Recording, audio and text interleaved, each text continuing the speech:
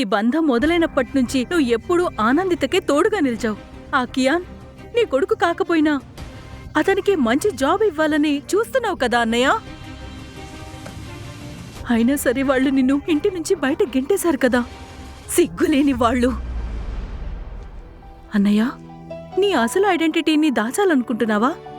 ఈ అమ్మాయి నీ ముందు చాలా నార్మల్ పర్సన్. ఆనందిత కోసం నేను ఇది చేస్తాను.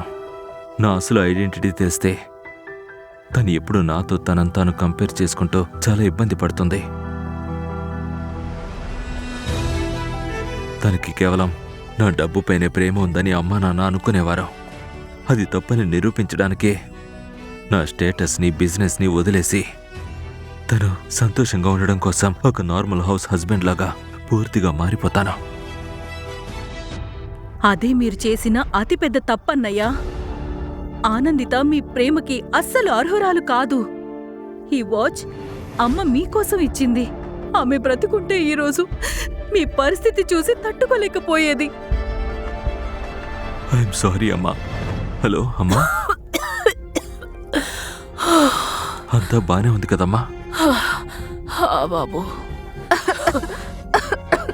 ఆనందిత, నువ్వు బానే ఉన్నావా? నాకెందుకో సరిగ్గా అనిపించడం లేదు దేవ్. నాకు అస్సలు బాలేదు. నేను ఇప్పుడే డాక్టర్ని పిలుస్తాను. అమ్మా, ఒక్క నిమిషం ఉండండి.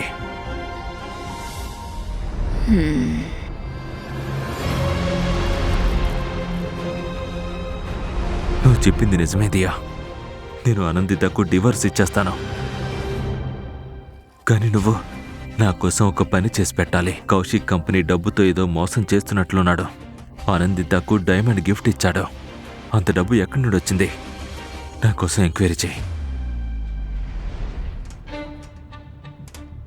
ఇషికా, నీకు ఇప్పటికీ ప్లంబర్ దొరకలేదా?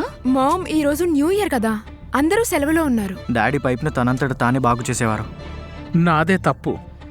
నేను మీ నాన్నంత పర్ఫెక్ట్ని కాదు. ఆ దేవ్ కేవలం పైపులు బాగు చేయడానికి పనికొస్తాడు Kaushik.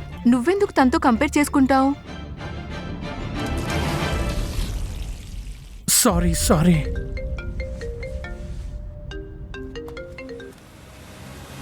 What? Are you sure?